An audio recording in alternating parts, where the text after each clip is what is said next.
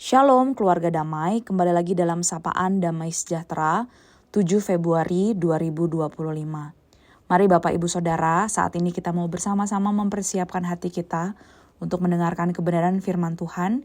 Mari kita bersatu di dalam doa. Tuhan, kami mengucap syukur untuk kasih setia Tuhan yang selalu berlimpah di dalam kehidupan kami. Kasih dan rahmat Tuhan yang tidak pernah habis dalam kehidupan kami, bahkan di dalam segala keadaan hidup kami. Dalam keadaan senang, sedih, susah, ataupun mudah sekalipun yang kami rasakan, kami bersyukur bahwa kasih setia Tuhan tidak pernah undur. Dan saat ini ya Tuhan, kami rindu kebenaran firman Tuhan boleh menyapa setiap kami, boleh menguatkan setiap kami, bahkan boleh meneguhkan hati kami, serta boleh sekali lagi mengingatkan kami bahwa setiap kami adalah anak-anak Tuhan yang sudah dikasihi dan dipanggil oleh Tuhan. Berbicaralah kepada setiap kami ya Tuhan, kami siap untuk mendengarkannya. Terima kasih Tuhan Yesus. Di dalam nama Tuhan Yesus kami berdoa dan mengucap syukur. Amin. Keluarga damai, hari ini kita akan bersama-sama merenungkan firman Tuhan dengan tema Hosea dan panggilannya. Mari kita mau merenungkan firman Tuhan yang terambil di dalam Hosea, pasalnya yang pertama, ayatnya yang kedua hingga ayatnya yang ke-9. Hosea pertama ayatnya kedua hingga ayat 9 demikian bunyi firman Tuhan. Keluarga Hosea sebagai gambaran Israel yang tidak setia. Ketika Tuhan mulai berbicara dengan perantaraan Hosea, berfirmanlah ia kepada Hosea, "Pergilah, kawinilah seorang perempuan sundal dan peranakanlah anak-anak sundal, karena negeri ini bersundal hebat dengan membelakangi Tuhan." Maka pergilah ia dan mengawini Gomer binti Diblaim, lalu mengandunglah perempuan itu dan melahirkan baginya seorang anak laki-laki.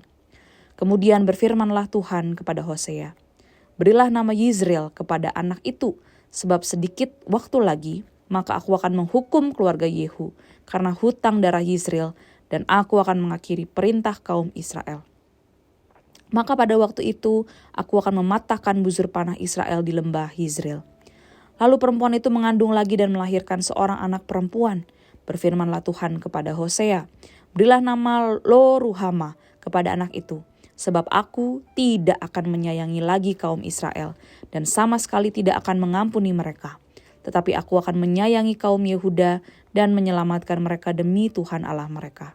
Aku akan menyelamatkan mereka bukan dengan panah atau pedang, dengan alat perang atau dengan kuda dan orang berkuda."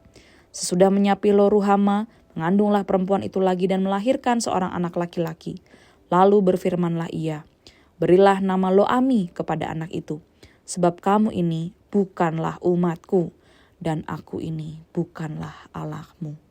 Sedemikian jauh pembacaan firman Tuhan kita pada hari ini. Bapak Ibu Saudara, Hosea adalah nabi yang luar biasa dipakai oleh Tuhan. Tuhan mau memakai hidupnya untuk menjadi contoh bagi umat Israel, bagaimana Allah mengasihi bangsa itu.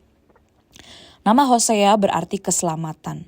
Dan kalau kita tahu Hosea dan Amos hidup dan mulai melayani di zaman yang sama, yaitu pada masa Raja Yerobeam. Pada masa raja ini, kondisi tatanan sosial dan ekonomi dari kerajaan utara sedang sangat baik dan makmur. Tetapi sebenarnya sedang menuju kemerosotan karena moralitas mereka. Kerohanian mereka sangat buruk. Dan melalui kehidupan Hosea, ia dipakai untuk menyampaikan pesan Tuhan melalui kehidupannya. Firman Tuhan secara verbal seringkali tidak didengar oleh bangsa Israel.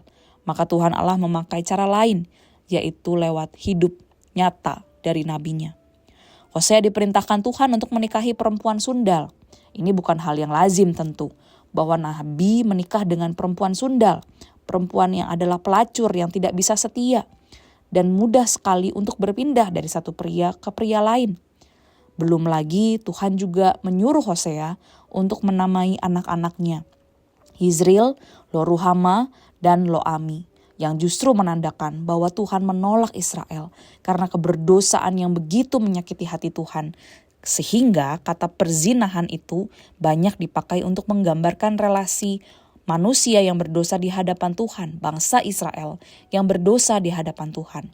Bahkan di dalam Alkitab begitu banyak menggunakan kata ini untuk menceritakan betapa degilnya hati manusia yang membelakangi Tuhan.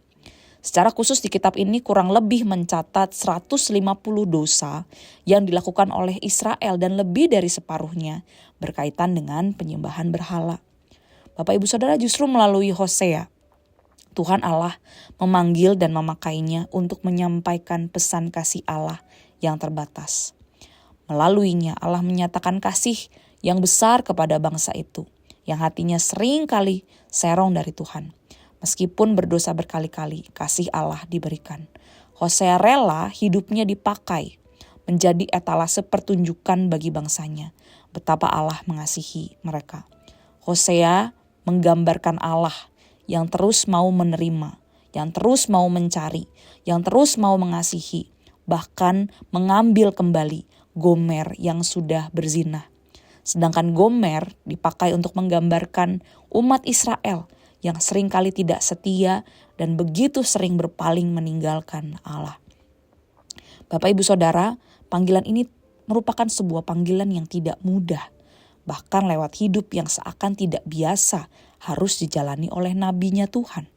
Tidak mudah, Tuhan pakai kehidupan Hosea justru untuk membawa pesan yang begitu besar kepada bangsa Israel. Melalui kehidupan Hosea, kasih Allah yang unconditional itu, yang tidak bersyarat itu, diberikan kepada bangsa Israel. Bapak Ibu Saudara, bukankah hal itu juga yang kita terima di dalam kehidupan kita? Unconditional love yang Allah terus berikan, selalu kita rasakan setiap hari demi hari. Ketika mungkin kita jatuh di dalam dosa yang sama, kita mengakuinya, tetapi kita bisa jatuh lagi di dalam dosa yang sama. Tetapi Allah sekali lagi justru mau menerima kita, mau mencari dan mau mengasihi kembali kita yang sudah berdosa ini.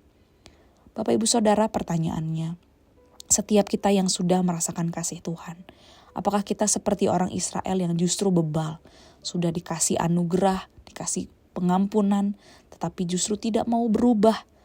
Atau justru kita yang sudah menerima kasih Tuhan yang besar ini, mau meresponinya dengan memberi diri, melalui kehidupan kita, kasih Allah boleh dinyatakan kepada orang-orang di sekitar kita. Sehingga lewat kehidupan kita, setiap fase hidup kita, bahkan lewat setiap kesulitan yang kita hadapi, maukah kita menjadi etalase kasih Allah yang nyata lewat setiap kehidupan kita? Maukah engkau menjawab panggilan ini? Bapak Ibu Saudara, mari kita bersama-sama bersatu dan dalam doa dan merenungkan bagian firman Tuhan ini. Tuhan Yesus, kami bersyukur kalau hari demi hari kami boleh merasakan kasih setia Tuhan yang besar, unconditional love yang Tuhan berikan buat kami. Bahkan kalau kami melihat seringkali kami merasa tidak layak Tuhan untuk menerima kasih setia Tuhan yang besar itu. Tapi sekali lagi kasih Tuhan itu mempesona hidup kami, sehingga kami dipanggil untuk menjadi anak-anak Tuhan yang boleh semakin serupa dengan Tuhan, yang boleh diubahkan dan memiliki hidup yang seperti Engkau. Tuhan tolong pakai hidup kami, kehidupan kami yang tidak sempurna, yang terbatas, yang penuh dengan pergumulan bahkan air mata. Kami rindu ya Tuhan, lewat kehidupan kami ini, kami boleh menyatakan kasih Tuhan. Kami boleh membagikan dan memperlihatkan kasih Tuhan yang besar yang menopang dan bahkan menguatkan kami untuk menjalani kehidupan kami. Tolong kami ya Tuhan, boleh membagikan kisah kasih Allah yang besar itu pada orang-orang di sekitar kami lewat kehidupan kami. Terima kasih Tuhan Yesus, terima kasih. Dalam nama Tuhan Yesus kami berdoa dan mengucap syukur. Amin. Selamat beraktivitas Bapak Ibu Saudara, Tuhan Yesus memberkati.